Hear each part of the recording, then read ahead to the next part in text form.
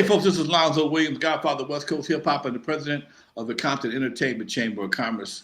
My partner, hey, he ain't even a guest. He says, "This is my partner in crime right here." His name is Kevin Collins. Brother works for Los Angeles County Mental Health, and we've been talking for the last longest about doing a show for men's mental health. And this is our third or fourth show. And Kevin, talk to him for a minute, man.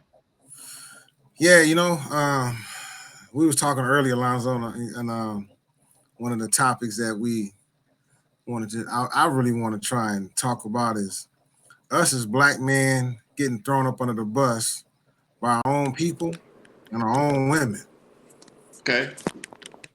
And really seeing, this is sad, man. We sitting here and we trying to do something positive in this world, and we can't get ahead because we too busy being like we talked about last week, red crabs. Is that you talking about the red crab versus the blue crabs? Yeah. Yeah. Yeah, that's a hell of a thing, Doc. It's a hell of a thing. And another brother just joined us, Mr. Curtis Bray. How you doing, Curtis? I can't hear you, Doc.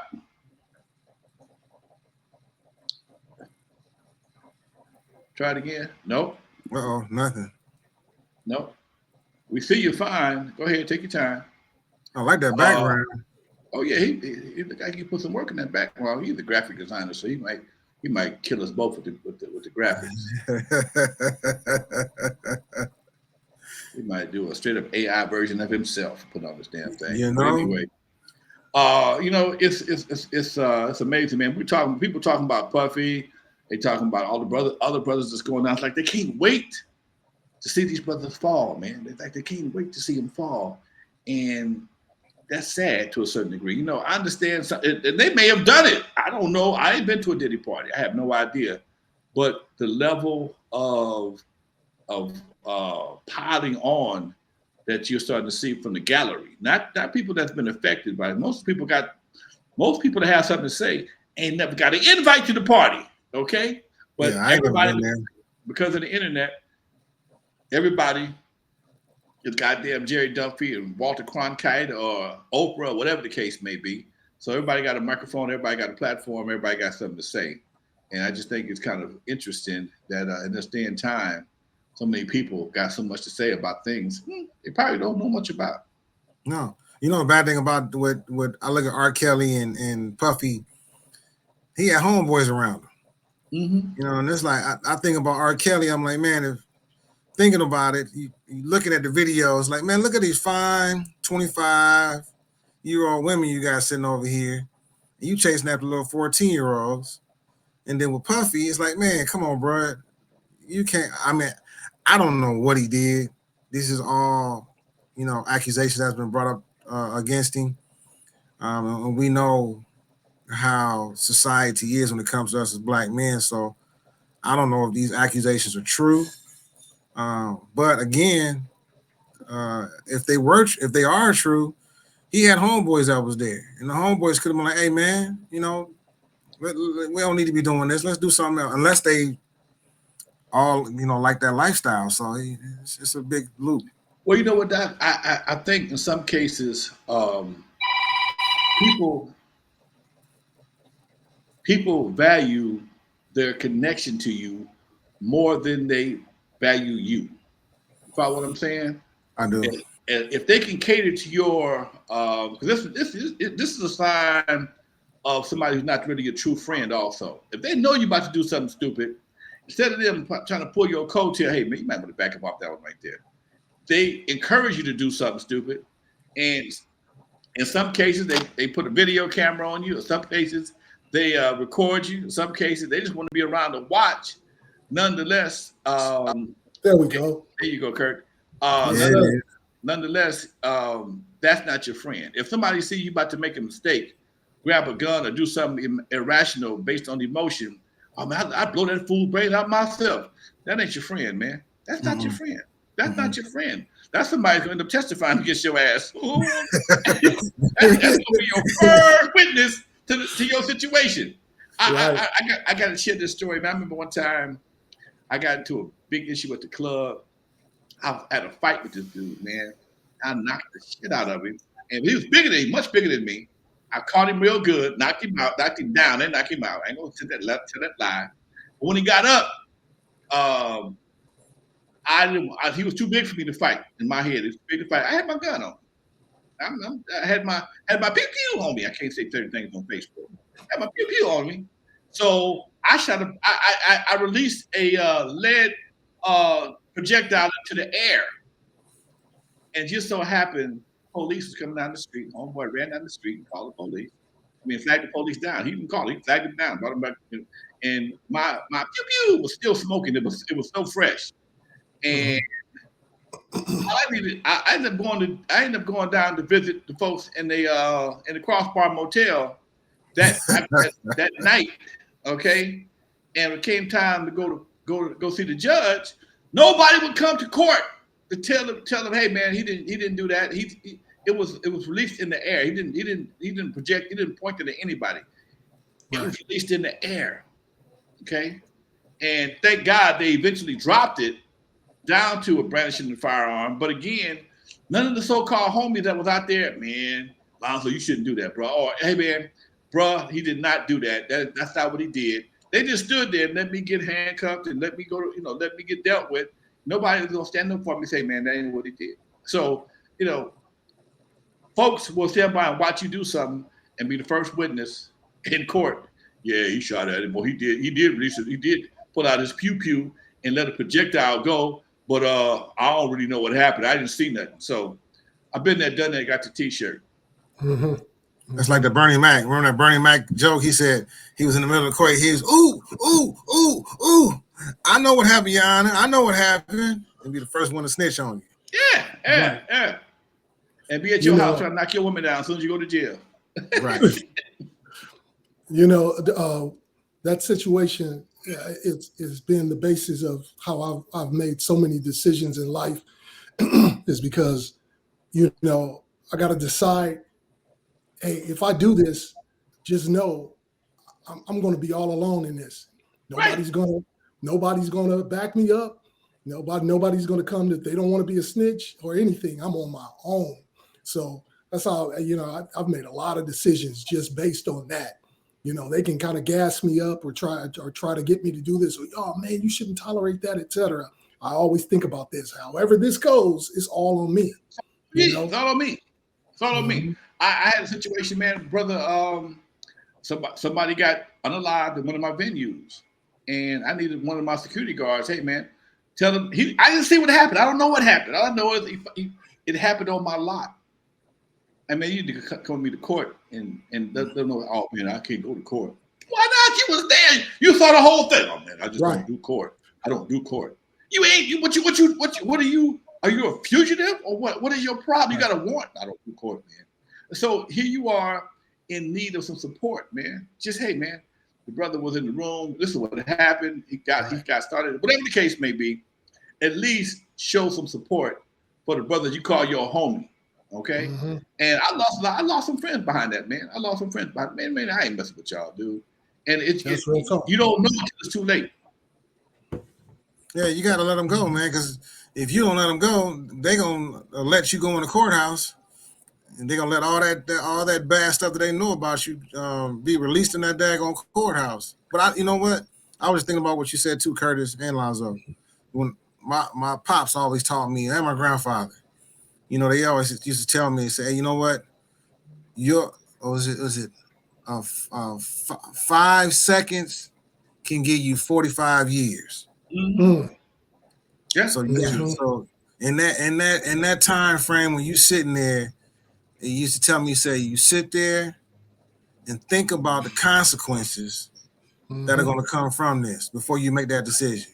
Now, I didn't think about when I started having these kids because them consequences was later on, but as far as dealing with these knuckleheads out on the streets, man, my dad always taught me, man, it's better to say there he goes and there he lays. These are lessons that we learned as young men from our fathers, and this is the difference. I think in a lot of cases what we're dealing with here in these streets today. I had an OG. I had OGs when my dad had his partners, and I listened to these old dudes talk. But a lot of youngsters don't have the privilege of listening to old dudes talk, because that wisdom, it has nothing to do with the street. It has nothing to do with survival, and that makes a big difference. I told Kurt, I think I told Kurt the story the other day. I'm gonna tell it to y'all today. Recently I was at the club, and I mean it was, well, I had the club a few years ago. I put the guy at the club. He was acting full out, and I became all kind of bald head MFs, and I was gay, and I was all kind of things. Man, he talked about me real bad. And a partner of mine knew me. He said, "Man, Lonzo, you got to be the biggest punk or the bravest MF I know." I said, "Let me tell you something, man. Something I learned a long time ago. First of all, his words ain't gonna turn me into nothing. He ain't a warlock. He ain't a witch. He can't cast a spell on me and make me be none of the things that he said. Number two, if I put my hands on him, I could find myself with a loss or a case. If he put his hands on me, I could find myself in the hospital. True. Because fights, you don't know how a fight gonna go until it's over with. You hope everybody gets up. Because if I punch somebody and he hit his head on something and he died, guess what I got? Yeah. Manslaughter. Guess what I got? If he have a heart attack while I'm whooping his ass, guess what I got? Yep. Okay? Yeah. People don't understand about, man, we were just fighting, man, and he nigga died. Yeah, okay, you got a manslaughter beef, sir. So you got a manslaughter beef. It's all about the end result. Yeah, exactly. Come on, man. That's the coldest thing. Somebody can whoop in your ass, and you can turn around and win the fight. Oh yeah, man. He took the film and he hit his head on something, or he had a heart attack or aneurysm, whatever the case may be. In fact, I found out you got a year and a day. But if that person dies within a year and a day of your injuries that you applied to his ass, you can still be charged. Wow. A year and a day. He can go to a coma. If he lived for a year and 2 days, you off. Okay? A year and 1 day, you got a case. I'm going to tell you about that too. But I told him, I said, man, look here. If he whooped my ass, I got to tell my doctor what happened. If I whoop his ass and I get arrested, I got to tell my lawyer. Both of those professionals cost a whole lot of money. And what we talking about ain't worth the expense. And that's what you have to think about, the cost of being in that position, having to fight it or deal with it. If he break it, I break it. I swear to God, listen, at the club, I got all kind of club stories. Two dudes I know very well. I ain't gonna take up the whole show, but I gotta tell you something. This is just how fast something happened. Two dudes that I know, one is big, one is about my size. And for some reason, they just didn't like each other. From the time they first met, they didn't like each other. And I'm outside, and I'm trying to navigate this issue. And one of them like, what's up? What's up with you? What you want it to be? What you want it to be? Dude, just like that. Wow. Next thing I know, I'm trying to break him up. And I realize both of these some bitches is bigger than me. Let me get my ass out the middle of this shit, right? So I get out of the middle of the fight, and the big one, he's like 6'3", 6'4", about 400 pounds. Pick up the one my size, pick him up, and just power drive him. When he power drove him, we heard something go snap, and we couldn't figure out what it was. Homeboy got ready to get up. The nigga was walking like the scarecrow from the Wizard of Oz. Okay? He had busted his knee. Wow. Busted his knee. He had busted his knee. One punch busted his knee, and he drove a stick shift. Oh, he wasn't going nowhere. He couldn't drive for damn near 6 weeks, man.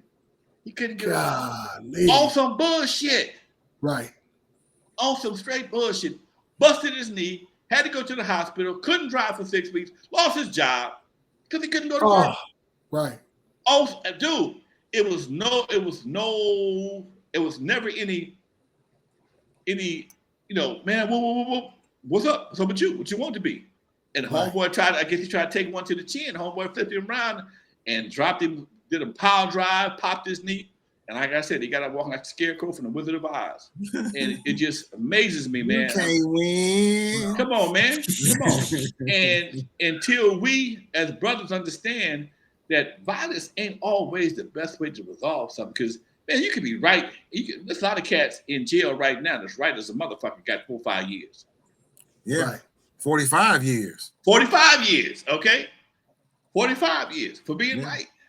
You know, it's just and everybody wants to be a gangster. You got, you know what, you know, on top of that, you got dudes laying in the grave who are dead right. Dead right. Mm-hmm. What about what kind of mental issue would you call that, man? Man, you know, I think it has a lot to do with needing validation. there Ah, you go. mm, But you know what, even with that, we have to validate ourselves. You know, I agree with you on that. I totally agree with you. But that right there is if I look in a situation and somebody's, you know, call me out my name, first off, am I validating what he's saying? By calling right. me out that name, you know, oh yeah, you call me out that name. Oh, I'm disrespected. You disrespecting me by calling me that name. Now I gotta show, you know, I gotta validate myself by, you know, whooping off on you. Or does come to a point where I validate my own self and say, you know what, regardless, like Lonzo said earlier, regardless of what you call me, you ain't no warlock. You ain't finna turn me into no gay dude. What? By the way, if you put me in a room full of women, I'd be gay too. But that gay means happy. But Right. exactly. But other than that, man, you know, we have to learn how, man, to relieve ourselves of our emotions. Because that so many times, man, somebody say something to us, we let our emotions get it, overwhelm our ass. Next thing you know, I got a busted knuckle or my face all messed up. Or case. Or a case, yeah. Or I'm laying on the ground, like what my man say, looking at the roof of the church, letting the preacher tell a bunch of lies about me. Right. Wow. Right. Yeah. And I think that's something the young brothers really, really need some assistance on, man. Because so many cats trying to, man, that nigga disrespected me. First of all, who is he to have to earn his respect? Number two, are you somebody that's really respectable? True that. Ooh, and what have That's you a done to cold be? Huh? That's a cold one. What, you know? Because he said something that may have been true. Mm. Yeah. What if he said something that was true that you just don't like? He just don't like the fact he put a mirror in front of you. Mm. Ah, Yeah. and Yeah. sometimes That's that mirror hurt, huh? The biggest problem is having someone else point it out or forcing you to face something that you know is true about yourself, but you want to deal with it in your own time. You deal with it privately. You know, being exposed is triggering to a lot of people. You know, back to the whole validation scenario, they deal with, you know, their family or their closest circle, or they're always telling them that, you know, they're not shit, or not celebrating their small achievements, small accomplishments, or things that, you know, may be important to them, their interest or whatever. Everything just gets played down. So they do have that self-validation, but there's this insatiable need for, I need you to see what I see about myself. So when they get disrespected out there, that's a problem. No, you're going to see me the way that I see me. You know, Kevin, the way that you're phrasing it is that we have to get to a point where I don't need you to see what I see. Exactly. I'm good with just seeing it myself. Your words don't mean nothing to me. It don't change me. It's not doing anything, you know. Yeah. But that's the problem. A lot of what's going on has to do with that need for you to see me the way that I see me, you know. And we got to get past that. Yeah. Yeah. You know, and you're right, because I know I've had somebody call me a buster before. And I just looked at him. I was like, "Oh, you see that too, huh? All right, cool. It ain't gonna bother me. If that's what you see, that's what you see." Right. And in certain instances, I am a buster, because I know right now I'm not finna sit here and allow you to take me out of my character based off the nature that you finna try and bring up on me. So Right. I'll be a buster today. Right. When I tell people I never gangbang, I left Centennial. behind some gang issues. Oh man, you just supposed to. You ran. No. I realized that what we were about to fight over, it wasn't worth it. It was not worth it. They called us some Popeye motherfuckers. We had a fight. Fight got broken up. We walking through the school the next day, walking through the park the next day, and my partner put hands on a gangster. Okay. Now the gangster didn't know that my partner, because he's a 6'4", red-headed, freckle-faced kid, had been getting picked on all his life and took boxing lessons. Right. You didn't know that, did you? So when he put hands on you, you got embarrassed. So now they go up the ante and take it to the next level. Man, I'm like, for what? Because you got your ass whooped. Right. That's the difference. You got your ass whooped. He didn't. He just stomped him out, but he did very well. He did a lot better than he was supposed to. Right. Okay. And it affected everybody in the ROTC uniform. And for me to go to Gardena High School at that time, one of the best moves I made. Right. You know what? When you say that, I remember back when because I went to Locke. I went to John Marion Locke, and I grew up in different Lane hoods, so you know what that was. Okay. Coming across that railroad, across that bridge. But I told a dude one time, I said, man, my daddy whooped my ass, so I can take an ass whooping. Question is, can you? That's a lot of dudes, man. They just I can take an ass whooping. My daddy did it all my life, so it's second nature to me. Right. You know, I can get up and walk away and still be who I am right now. Right. Wait. I gotta tell you. Look, man, I hate to tell you, I got a bunch of goddamn stories. This is some true shit. I ain't got a lot to kick it. This is true shit. Curtis knows. Me and him talk about my stories all the time. True story. My mom and brother and sister was gone on vacation. Me and my dad at the pad, we kicked it. We bachelor style at the house. I lived on the corner house. We all played football at the dead end down the street in front of all the girls and stuff. The girls sit on the bench. They like our little cheerleaders and shit. We played for guys around the corner. And the guys around the corner, they were supposed to be gangsters, supposed to be fighters. You know, they fought all the time. We fought all the time. But today, if we playing football, everything was cool. And then here it comes. They start cheating. So they block you real hard. So now everybody just squared off. And I don't know what happened, but somebody knocked the shit out of me. I was on the verge of going out. I'm on the verge of I saw the birds. I saw everything. You saw Stevie Wonder, Marvin Gaye. Right?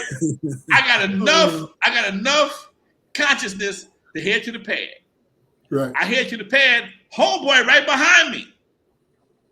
At my house, I got a little 4-foot gate. I hurdle this gate every day just for the hell of it.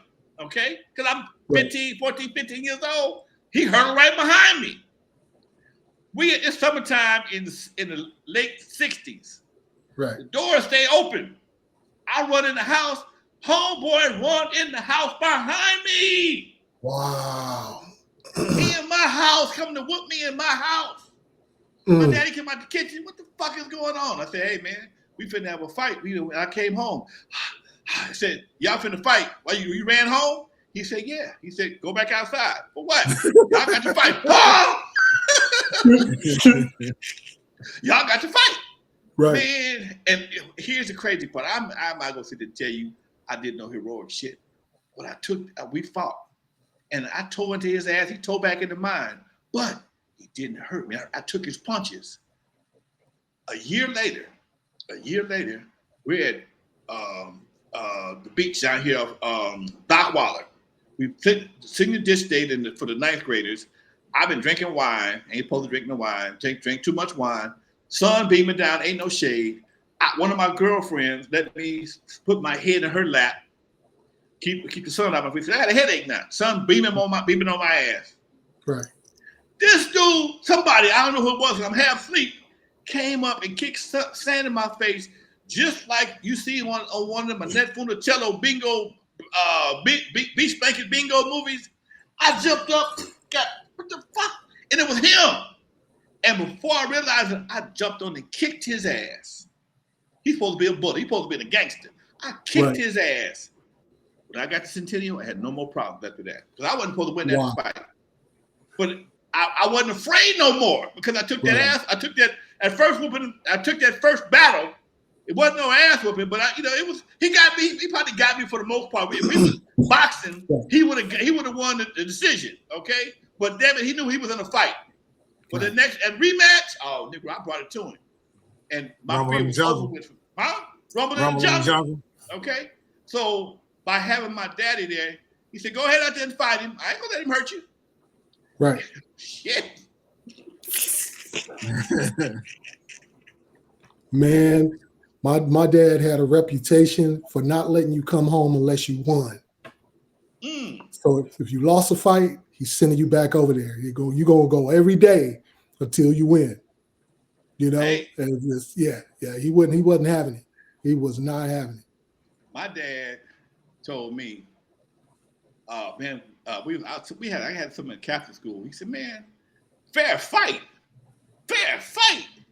Your job is to win and get out of there. You ain't supposed to hang out with the homies. You ain't supposed to kick it with nobody. And I said, man, the guy had me in the head, because one dude had me in the headlock, whooping my ass, didn't bite that son of a bitch. And it happened again. I tried to eat that nigga's ribs. Okay.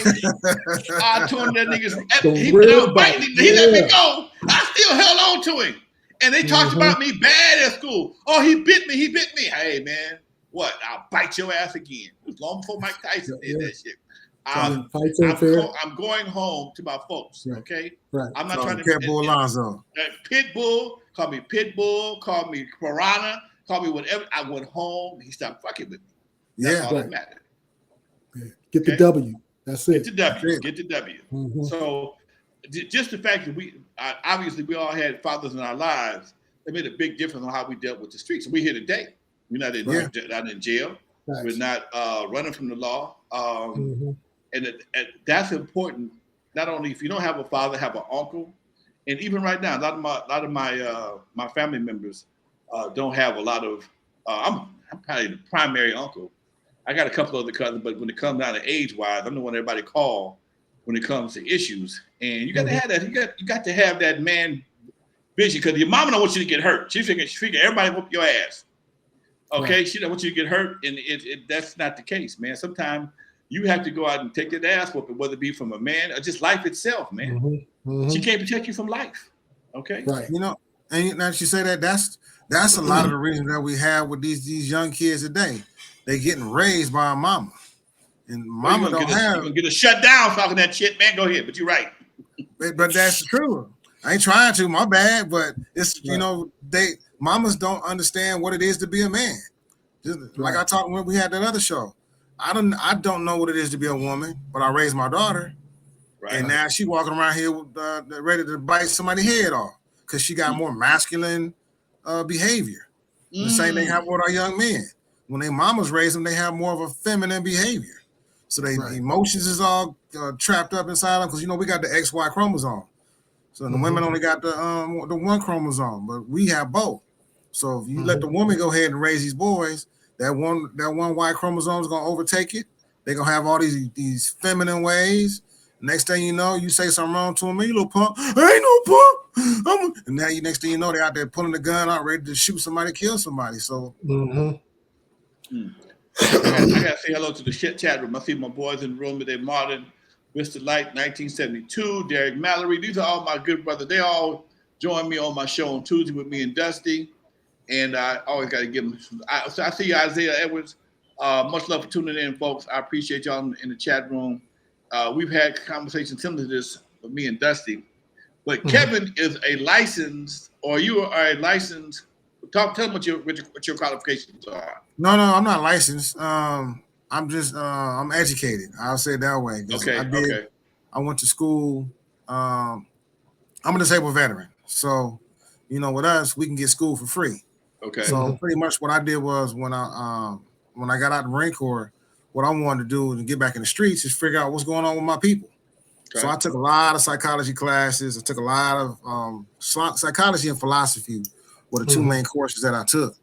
And when I was taking them, you know, it was my whole progress was trying to understand what the heck is going on with us. Why is we as black men killing each other? Why is we as black people killing each other? So, you know, again, I just did that research, was doing theses, doing papers on it, and it got me to where I started going to the streets and started working with the young youth, started working with gangs, start working with veterans. I really got focused on veterans, man, because we come from the streets and then we go into the military. We all, those are the cats that really need the help. You coming back, you go to a combat zone and you come back to civilian life, it ain't nothing nice. But and I think some people forget that out in these streets, you have the same kind of PTSD that brothers go to war come back with. I mean, you out there in gang wars, fighting and shooting and running for your life, and folks dying next to you. You still have a serious level of PTSD that in most cases goes untreated. True. Yeah. So and by not treating it, and some people mask it with giving them various types of drugs to to ease the pain, but it's like anything else. You could ease the pain with morphine. Don't mean you still ain't feeling you ain't dealing with pain. You just don't feel it right now. So that morphine wear off, the pain coming back. So is. So if you don't know how to treat the pain, the emotional pain that you're dealing with for your homeboy, somebody that you love getting killed, your first reaction is going to be to try and seek revenge, and now that just puts a target on your back.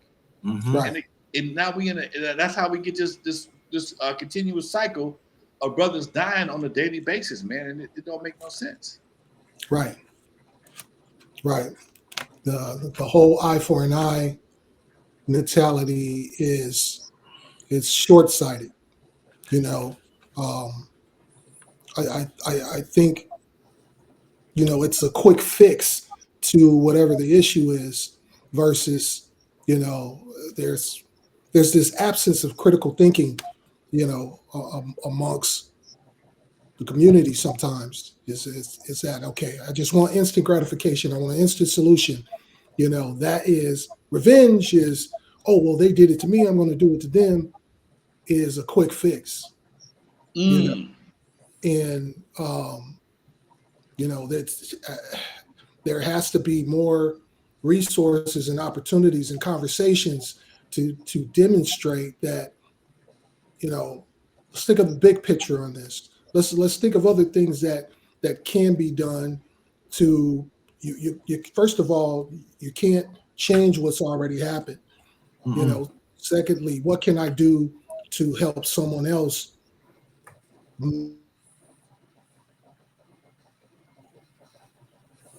Your credits froze up on 4 hot seconds. You're trying to do something to just throw, Credits. There you go. Right. We just wrote an article on the paper in the Hub City Legend newspaper. If you don't get it, can't get it physically, send me a text to 424-256-9211. Send me an email. We'd be glad to add you to our email list, 424-256-9211. And get a copy of the Hub City Legend. Even if you don't get this issue right away, we have a bookcase has all the issues on there. So just click the bookcase issue. But we wrote an article about it's been 50 years, man. The gangs of Los Angeles. Well, actually, they've been longer than that. Sure, they've been longer than that. But the ones that we're most familiar with, it's been 50 years of death and destruction. It's amazing.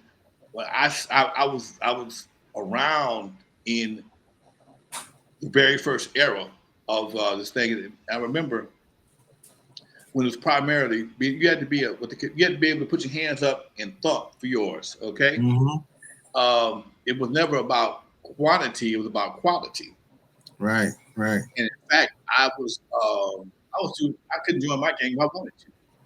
I was too skinny. They probably been a lot better than me.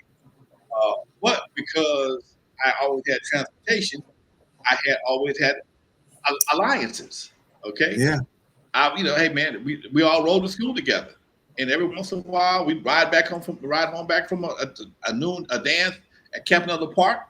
And if somebody messed with me, they looked out for me. Now, if it was another civilian, I was on my own. But they wouldn't let nobody mess with me. Man, that's my homie. No. Leave him alone. And I've had people step up for me a few times, and as a kid, because hey man, you can't rob him, dude. You can't rob him. Especially you to ride home. I'm the ride home. Okay. Yeah. I'm the ride to the dances. I drive my daddy's truck full of lawnmowers. Lawnmowers on the truck, grass and everything. Niggas in the back of the truck wearing biscuits and Levi's sitting on lawnmowers. Coming to club smell like gas. You know, I tell these stories, man. I wish I had the money. I wish I had the money to show, to create a movie to show how different times were. Dude, I used to drive my daddy's lawnmower. I was lazy. I hate taking them lawnmowers off the truck. I would hate taking them off the truck. He'd give me his keys. I'm 14 years old. He'd give me the keys to his truck full of lawnmowers. I'd leave my house on El Segundo in Maine and drive to Campanella Park or a party in the hood, park around the party because I was embarrassed. I would park around the corner and I was embarrassed to come to the party in the lawnmower truck. One, I was embarrassed as hell. Two, I never lost a lawn. I never lost a rake. Because Right. they saw the lawnmower truck. People leave their shit outside all night long. And I left my daddy's truck out there. And then the homies like, hey man, how you get up here? Sometimes my daddy would drop me off. Sometimes he would be tired and just give me the keys. Well, this time, a couple times he's like, man, just take the truck. If my lawnmower come up missing, your ass is mine. And I took that chance. And I get to the party, hey man, how you get up? Your daddy dropped you? I said, nah, man. They knew either I had a ride or I drove. Mm-hmm. Right. I would be too embarrassed to tell him, hey man, I drove the lawnmower truck. And hey man, you drove the truck, huh? Yeah, I drove the truck. We riding home with you. We coming down Rosecrans, man, in the truck. Go to McDonald's or whole 9 yards in the truck. Gangsters, 4-5 gangsters in the back of the truck. I'm willing, busting it was 4-speed. I'm busting this 4-speed down Rosecrans, busting right on Avalon, come on to the pad, man. And that was my contribution to my neighborhood. Okay. And because for that contribution, I had I guess you call it protection. Somebody looking out for me. Yeah. And as opposed if they saw me doing something, they was gonna do something, and I was gonna be around, they'd run my ass off. Like, get the fuck out of here, man. Go, get out of here. This ain't for you, dude. Right. Different time, man. Different time. So I had to share that, man. I had to share that. Lawnmower truck, that's real talk. The lawnmower truck. Lawnmower truck. You can't leave your lawnmowers. You can't cut your lawn, leave your lawnmowers in front of the house and take a piss these days. They'd be gone. Okay. Man, I remember cutting the grass with my grandfather, man. We used to have to, this was like in 79. In that time, man, we'd have to, soon we take the lawnmower off and start cutting the grass, we'd have to actually take the chain and lock everything up while we cutting, because the smokers will come around. If you ain't watching them, you snatch everything off your daggone truck. You come back, nigga, your money. Yeah. Dude, we never had that problem. All the years I cut lawns with my daddy, I can never recall us losing a lawnmower while we was working down. They stole them out my backyard. I always stole the Edger, because the Edger had a 3.5 speed motor on it, and it was lighter than the lawnmower. Lawnmower was heavy as hell. The Edgers, they flew down the street a couple times, but for the most part, while we were working, we never had them changed up or nothing. It was just a different time, dude. Hey, folks, we're about halfway through the show. This is a mentality show, folks. This is my man Curtis over there in the corner. Wave to him, Curtis. Sir. In the middle, I got my man Kevin Collins. Kevin Collins works for Los Angeles Mental Health, and we're talking about some issues for brother issues, man. I mean, I don't know any shows that talk about men issues other than sports and miscellaneous bullshit. I see a lot of shows with various gangsters and ex-gangsters talking about gangster shit, but gangster shit, most of it was old, and it having to do with a lot of things today. But this is one of those shows that I think it's important that brothers who not gangsters get a chance to be heard as well. Yeah. I never, and if you want to gangbang, that's your thing. But a lot of brothers didn't gangbang. A lot of brothers don't gangbang. A lot of brothers just take care of their families and do what they got to do. And sometimes in society, we can be considered busters, punks, or whatever the case may be. I tell you what, I wish I was a nerd. I wish I was a nerd. I swear to God, I wish I was a nerd. I wish I was a nerd. Nerds get paid. Nerds getting paid, man. Yeah. Huh? Mm-hmm. Nerds getting paid. Right. Nerds getting paid. Billionaires. All of our billionaires are nerds. Come on, man. Except for the orange head dude. Come on, man. Nerds get paid. Them cats that, I mean, even when I was going to school, we didn't have computers yet. But I one of the first class, and the only class I ever failed in my life was typing. And my old man wrote it off. Hey, you really know damn typing. I ain't getting in trouble. I used to get in trouble for getting D's. But I got an F in typing, and nobody flinched. Wow. I type more than anything. I type more than I do history. I type more than I do English. I type more than I do math. Okay, but because computers were not a big thing, everything was pretty much was typewriting, or being a typewriter. Being a typing was considered a woman's thing.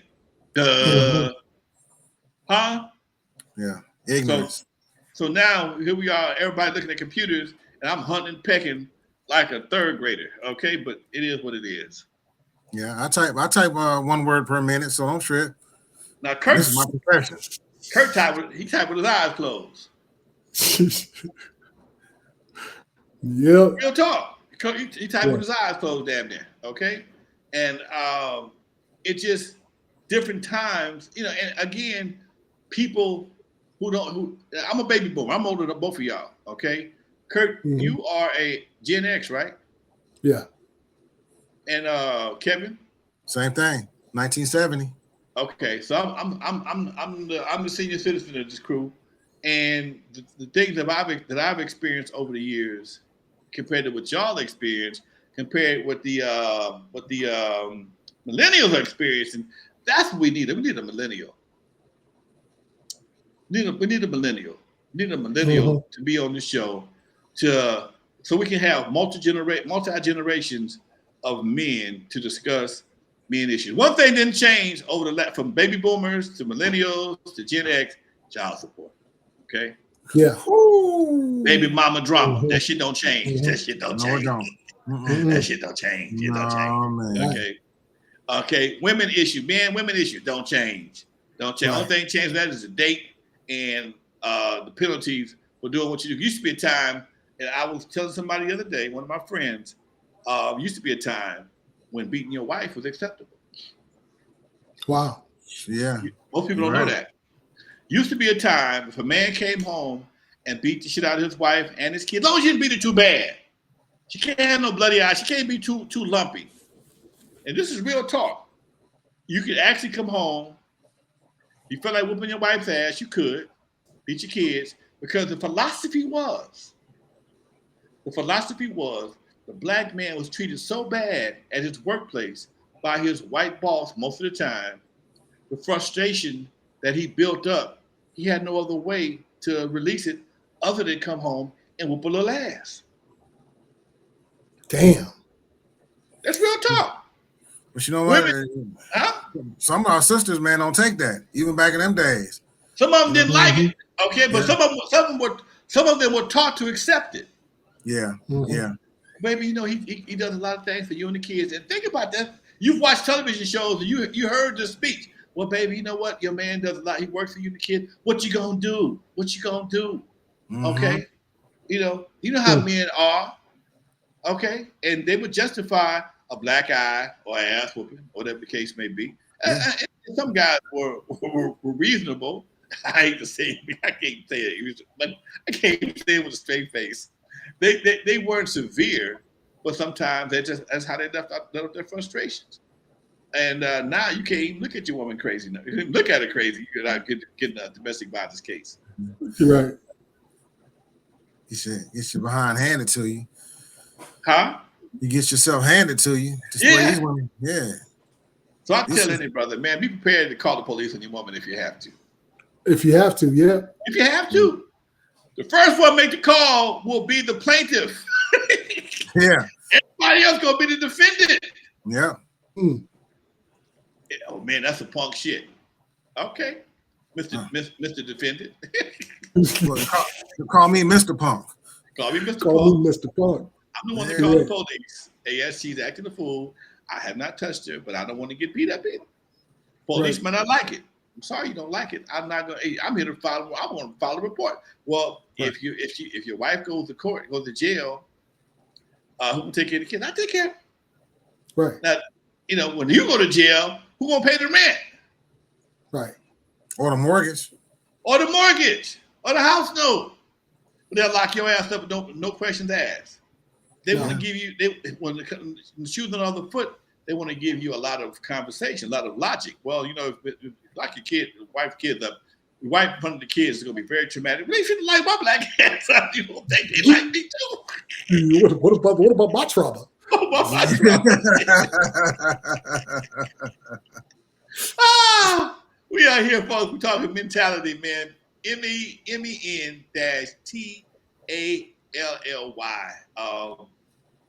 Men have issues. We're taught not to cry. We're taught not to hold our emotions. We're taught to be big boys. We're taught not to just take it on the chin. But you know what? We have feelings too. We have feelings too. We're gonna talk about a whole lot of stuff in the next few shows. I see all my folks is here, Marlon and Vesterlight and Derek Mallory and Isaiah. And I want y'all to join us on Wednesdays, man, because we're gonna keep doing this. If y'all want to chime in, I want y'all to chime in on the chat room. In fact, I want y'all to call in sometime. I'm gonna give you the number to call in, or put your number in the chat room. I'll call you. That's what we'll do.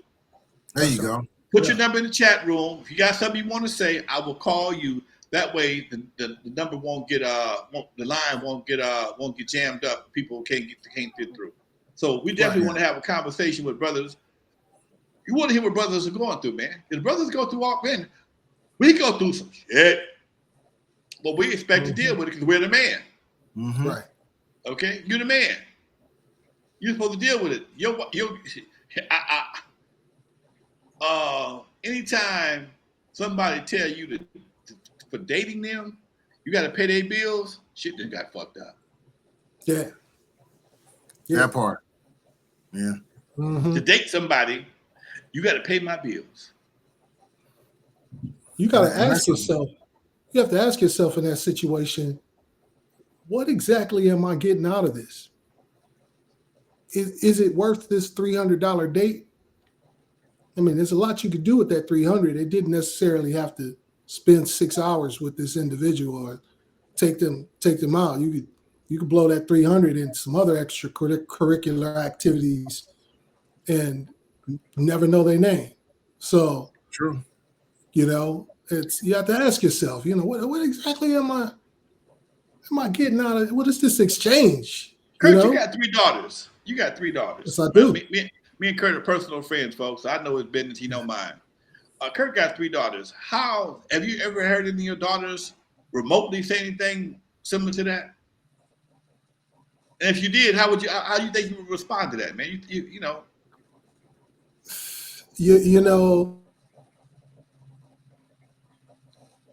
coming in and out. What? I've been very forthcoming with them. I said, man, my daughters are going to be some cold sisters because I'm teaching them every trick in the book, so they see it coming all the time, Okay. and for them to say something like that, like, I'm going to get mine, he's going to have to work hard, spend all his money on me for me to get, give him the time of day. That's completely out of character, Mm-hmm. I think for the most part, I've been tremendously unconditional with, my love and attention to them and so forth. So they're used to this whole partnership of relationship. You know what I mean? It's not about me getting mine. It would just be completely out of character for them. And I would express tremendous disappointment if I heard something like that, because I'm just like, we don't roll like that at all. It sounds like me. It's like low-level prostitution, though. It is.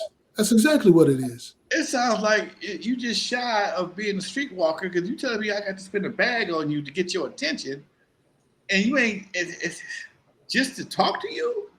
That's some serious You Right. really overestimating your value on that one right there, Mhm. or belittling mine. One to two. Right. Either you overestimating yours or belittling mine, because it's real. It would be real hard for a young man with any kind of self worth to be convinced he needed to go on a first date to Ruth Chris, possibly Oh, fuck off heck be no. 250, Wow. 300. Okay, 250, Right. 300 just you too good to go to Cheesecake Factory? I don't know you. Right. I'm still gonna drop a bill. Right. It costs you a bill to go to Norm's. It You'll costs spend you a 100 bill. at No, real Norton's? talk. Man, that's a lot of hotcakes, bro. You gonna spend a bit. You gonna spend a bill. Real talk. I went to Norm's, 2 people, $50 for breakfast. Real talk, pancakes, Right. coffee, $50, 49 and some Fresh, change. fresh squeezed juices. Yeah, I get you. I got you. Okay, for Norm's, Yeah. it was 50. I was what? Who? $50 for Norm's for breakfast, dude. Yeah. I can see that. Okay. No, I can see that. I can't see myself taking a woman out on the first date and spending no more than $100 on that Right. first date. I'm gonna be honest. I've been on with females, and when they start talking, when I pull up to Chili's or Black Angus, something like that, they're like, "Oh hell no!" I'm like, "All right, turn around, and take you back home then." Right. I ain't gonna spend that type of money on you. Well, it seems like to me, you want me to take you to places you can't afford yourself. Simple. Ooh. Okay. You can't afford yourself. Right. Or you, in some cases, you got a bunch of sisters that just be dinner pimps. They know they're not gonna do nothing with this brother. They don't like him that much, but because he's a simp or he can proceed as a simp. That's what it is. Okay, They're looking for simps. They're not looking for men. They're looking for simps. right. Yeah. So he's perceived as a simp. So he thinks he's doing something big, doing some big shit by taking it to some fancy restaurant, knowing damn well all you're gonna get is a kiss on the cheek and a fancy turd. Right. He might not even get a kiss on the cheek. He might just pat him on Yeah, top of I his get a head. kiss on the cheek. Okay. And a truffle turd. Oh my Yeah, God. they- Huh? Kurt, you break it up a little bit. I see your Okay. mouth moving. You ain't saying that. Can you hear me? Yeah. Yeah, go Yeah. ahead. Yeah. So they know when they got one. You know what I mean? It's by the time you've made it all the way to Ruth Chris, they already know that you are that guy that does something like that. Because anybody with as soon as you can kind of peep out how she is before you even, try to take her out on a date. And most guys would be like, nah, I'm not gonna take this girl out. We know, nah, this is gonna be trouble off that. They just cut it off that they won't bring it all the way to dinner trying to, feel her out. Most men that's about something, they won't even give it a time of day. You know what I mean? Where y'all think that came from, though? When did the brother have to spend a bag? This is the internet bullshit that people have been projected on youngsters to think that they got to spend a bag on a woman who you don't really know her like that. It's that daggone baby face. It's talking about I'll pay your rent, I'll buy your clothes, I'll cook your dinner. That's that all these love making dudes with this stupid music, man. Oh man, hold on! You forgot I would dance like a melodic dancer for you. Look,